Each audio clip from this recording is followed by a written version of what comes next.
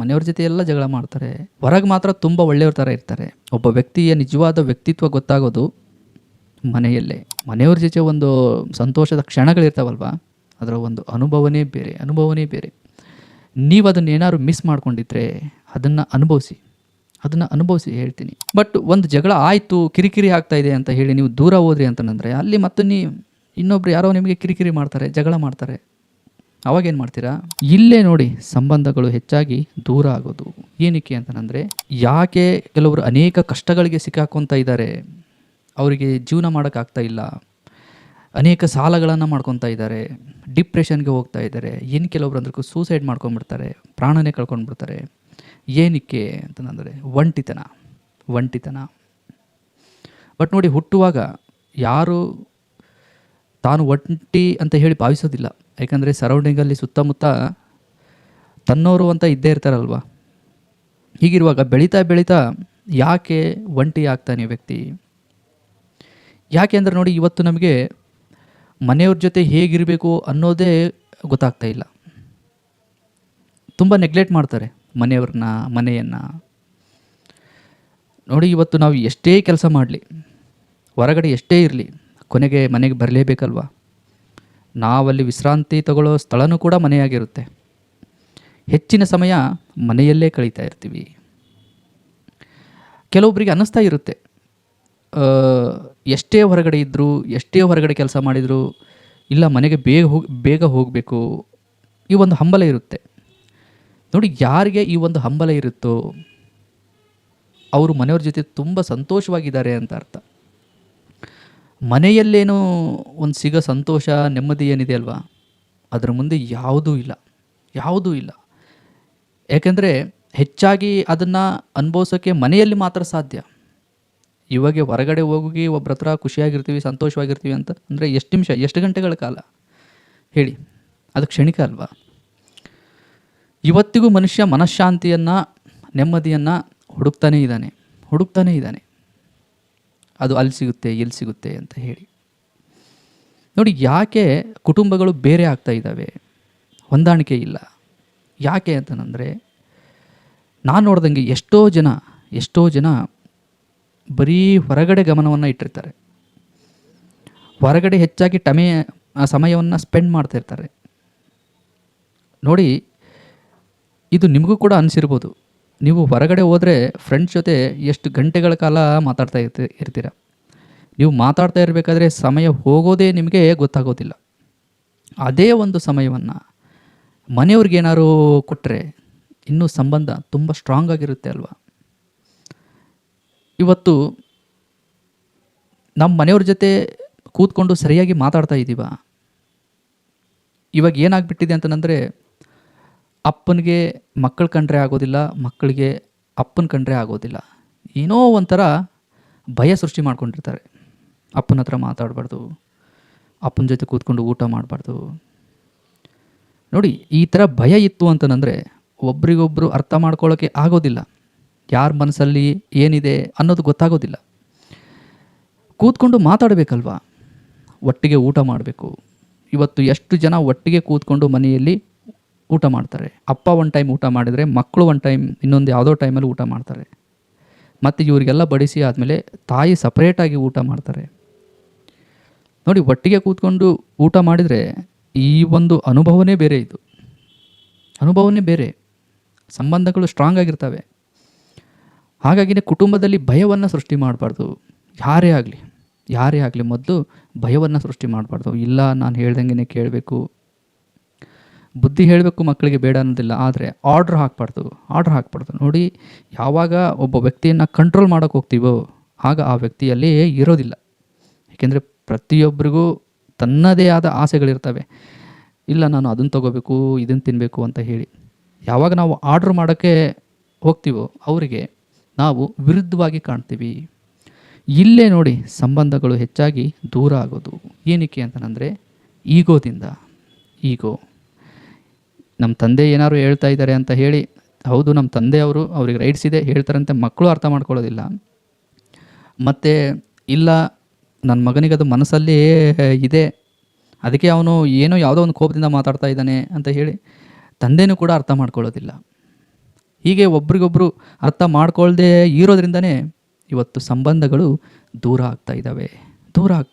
ನೋಡಿ, ಒಟ್ಟಿಗೆ ಬದುಕೋದಿದೆ ಅಲ್ವಾ, ಇದು ಒಂದು ಬಲ ಇದ್ದಂಗೆ. ಫಾರ್ ಎಕ್ಸಾಂಪಲ್, ಒಂದು 4 ಕೈ ಕೆಲಸ ಮಾಡ್ತಾ ಇದ್ದೇವೆ ಅಂತ ಅಂದ್ಕೊಳ್ಳಿ. ಹೊರಗಡೆ ಚೆನ್ನಾಗಿ ಇನ್ಕಮಿಂಗ್ ಬರ್ತಾ ಇರುತ್ತೆ, ಮತ್ತು ಮನೆಗೆ ಏನೇನು ಬೇಕೋ ಅದೆಲ್ಲ ಆರಾಮಾಗಿ ತೊಗೋಬೋದು, ಖರ್ಚು ಕೂಡ ಕಡಿಮೆ ಆಗುತ್ತೆ. ಅಕಸ್ಮಾತಾಗಿ ಒಬ್ಬರು ಏನಾದರೂ ಕೆಲಸ ಮಾಡೋಕ್ಕಾಗಲಿಲ್ಲ, ಒಂದು ಕೈ ನಿಂತೋಯ್ತು ಅಂದರೆ ಇನ್ನೂ 1-3 ಕೈ ಕೆಲಸ ಮಾಡ್ತಾ ಇರ್ತವೆ. ಒಬ್ರಿಗೊಬ್ಬರು ಆಸರೆ ಆಗ್ತಾರೆ. ಇಲ್ಲಿ ಒಟ್ಟಾಗಿ ಬದುಕೋದ್ರಿಂದ ಈ ಒಂದು ಬೆನಿಫಿಟ್ ಇದೆ. ಇದು ಏನು ಅಂತಂದರೆ ವ್ಯಕ್ತಿಗೆ ಸ್ವಲ್ಪ ಧೈರ್ಯ ತಂದುಕೊಡುತ್ತೆ. ನೋಡಿ, ಅಕಸ್ಮಾತಾಗಿ ಏನೋ ಒಂದು ಜಗಳ ಮಾಡಿಕೊಂಡು ಒಬ್ಬ ವ್ಯಕ್ತಿ ದೂರ ಆದ ಅಂತ ಅಂದ್ಕೊಳ್ಳಿ. ನಾನು ಹೇಳ್ತಾ ಇರೋದು ಮಿಡ್ಲ್ ಕ್ಲಾಸ್ ಫ್ಯಾಮಿಲಿ. ಬಿಡಿ, ದುಡ್ಡಿದ್ದಾರೆ, ಅವ್ರ ಅಪ್ಪ ಅಮ್ಮ ಏನೋ ಒಂದು ಸಂಪಾದನೆ ಮಾಡಿರ್ತಾರೆ, ಅವ್ರು ಅದರಲ್ಲಿ ಹೆಂಗೋ ಜೀವನ ನಡೆಸ್ತಾ ಇರ್ತಾರೆ. ಬಟ್ ಇವಾಗ ಏನೂ ಇಲ್ಲ, ಎಲ್ಲದನ್ನು ನಾವು ತೊಗೋಬೇಕು, ಎಲ್ಲದನ್ನು ಇಲ್ಲಿದ್ದಾನೆ ಶುರು ಮಾಡಬೇಕು ಅಂತ ಮಿಡ್ಲ್ ಕ್ಲಾಸ್ ಫ್ಯಾಮಿಲೀಸ್ ಇರ್ತಾವಲ್ವ, ಅವ್ರಿಗೆ ಹೇಳ್ತಾ ಇದ್ದೀನಿ. ಒಬ್ಬ ವ್ಯಕ್ತಿ ದೂರ ಆದ ಅಂತಂದರೆ, ಆ ವ್ಯಕ್ತಿ ಕೈ ಏನಾದ್ರು ನಿಂತೋಯ್ತು ಅಂತಂದರೆ ಆವಾಗ ಹೆಂಡತಿ ಮಕ್ಕಳನ್ನು ಯಾರು ನೋಡ್ತಾರೆ? ಹೋಗಲಿ, ನಮ್ಮವರು ಅಂತ ಇದ್ದಾರೆ, ಅವ್ರ ಹತ್ರ ಹೇಳ್ಕೊಳ್ಳೋಣ ಅಂತಂದರೆ ಅವ್ರ ಹತ್ರನೂ ಜಗಳ ಮಾಡಿಕೊಂಡು ಬಂದಿರ್ತಾರಲ್ವ. ಇವಾಗ ಯಾರು ಆಶ್ರಯ? ನೋಡಿ, ಇದಕ್ಕಾಗಿಯೇ ಇವತ್ತು ವ್ಯಕ್ತಿ ಸಾಲಗಳನ್ನು ಮಾಡ್ಕೊತಾನೆ, ಡಿಪ್ರೆಷನ್ಗೆ ಹೋಗ್ತಾನೆ, ಎಷ್ಟೋ ಜನರು ತಮ್ಮ ಪ್ರಾಣವನ್ನು ಕೂಡ ಕಳ್ಕೊತಾರೆ. ಹಾಗಾಗಿನೇ ಸಂಬಂಧಗಳನ್ನು ಬಿಡಬಾರ್ದು ಸ್ನೇಹಿತರೆ, ಬಿಡಬಾರ್ದು. ಕೆಲವೊಬ್ಬರು ಸಂಬಂಧಗಳನ್ನು ಬಿಟ್ಟು, ರಕ್ತ ಸಂಬಂಧಗಳನ್ನು ಬಿಟ್ಟು ಹೊರಗಿನ ಜನಕ್ಕೆ ತುಂಬ ಪ್ರಾಮುಖ್ಯತೆ ಕೊಡ್ತಾ ಇರ್ತಾರೆ. ಏನಕ್ಕೆ ಅಂತಂದರೆ ಜನ ಅಂತ ಹೇಳಿ. ನೋಡಿ, ಒಂದು ಗೊತ್ತಿರಬೇಕು, ಏನಾರು ಒಂದು ಆಯಿತು ಅಂತಂದರೆ, ಏನಾರು ಒಂದು ಅನಾರೋಗ್ಯ ಬಂತು, ಏನೋ ಒಂದು ಸಮಸ್ಯೆ ಆಯಿತು ಅಂತಂದರೆ ಫಸ್ಟ್ ಬಂದು ನಿಲ್ಲೋದು ರಕ್ತ ಸಂಬಂಧಿಗಳು ಬಂದ್ಬಿಡ್ತಾರೆ. ಆ ಒಂದು ಬ್ಲಡ್ ರಿಲೇಷನ್ಶಿಪ್ ಏನಿದೆ ಅಲ್ವಾ, ಅದು ಎಳ್ಕೊಂಡು ಬಂದ್ಬಿಡುತ್ತೆ. ಅದು ಅವ್ರ ಕೈಲಿ ಆಗಲಿಲ್ಲ ಅಂದರೂ ಏನೋ ಒಂದು ಸ್ವಲ್ಪನಾದರೂ ಸಹಾಯ ಮಾಡೇ ಮಾಡ್ತಾರೆ. ಅಯ್ಯೋ ಇಲ್ಲಪ್ಪ, ನಮಗೆ ಬಿಟ್ಟಿದ್ದ ಕರ್ಮ ಅಲ್ಲ, ನಮ್ಮ ರಿಲೇಟಿವ್ ಅಲ್ಲ, ಸುಮ್ಮನೆ ಬಿಡೋಕ್ಕೆ ಹೇಗೆ ಮನಸ್ಸು ಬರುತ್ತೆ ಅಂತ ಹೇಳಿ ಏನಾದ್ರು ಒಂದು ಸಹಾಯ ಮಾಡೇ ಮಾಡ್ತಾರೆ.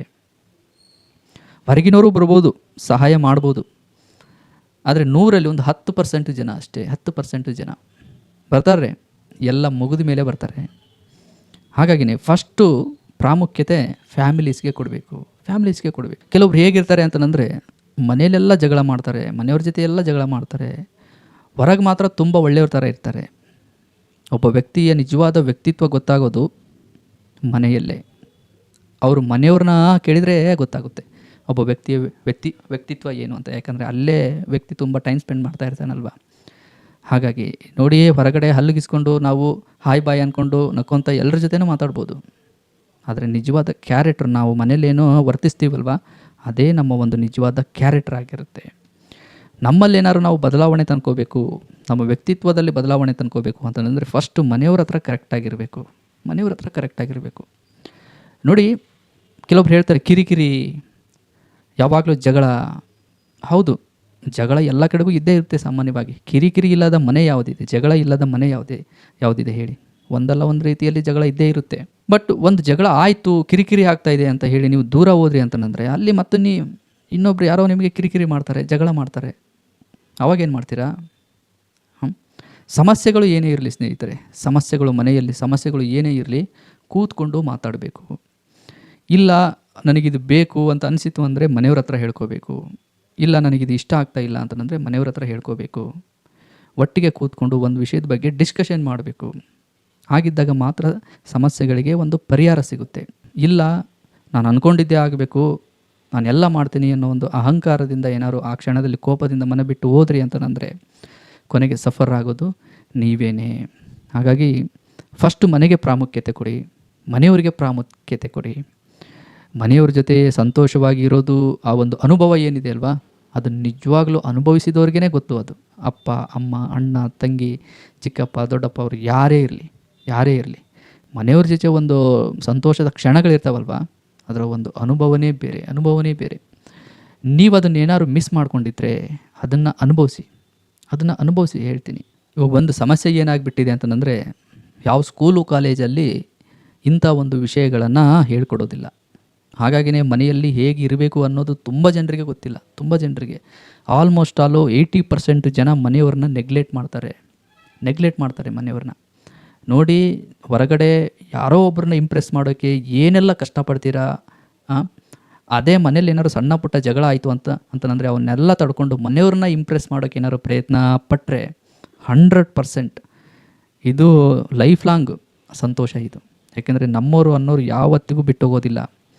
ಹೊರಗಿನವ್ರು ಏನಾದ್ರು ಕೋಪ ಬಂದರೆ ಅವ್ರ ಪರಿಸ್ಥಿತಿ ಸರಿ ಇಲ್ಲ ಅಂದರೆ ಬಿಟ್ಟು ಹೋಗ್ಬಿಡ್ಬೋದು. ಬಟ್ ಮನೆಯವ್ರು ಏನಿದ್ದಾರಲ್ವ, ಅವ್ರು ಯಾವತ್ತಿಗೂ ಬಿಟ್ಟು ಹೋಗೋದಿಲ್ಲ. ಹಾಗಾಗಿನೇ ನಮ್ಮ ಪ್ರೀತಿ, ವಿಶ್ವಾಸ ಎಲ್ಲವನ್ನು ಫಸ್ಟು ಮನೆಯವರಿಗೆ ಕೊಡಬೇಕು.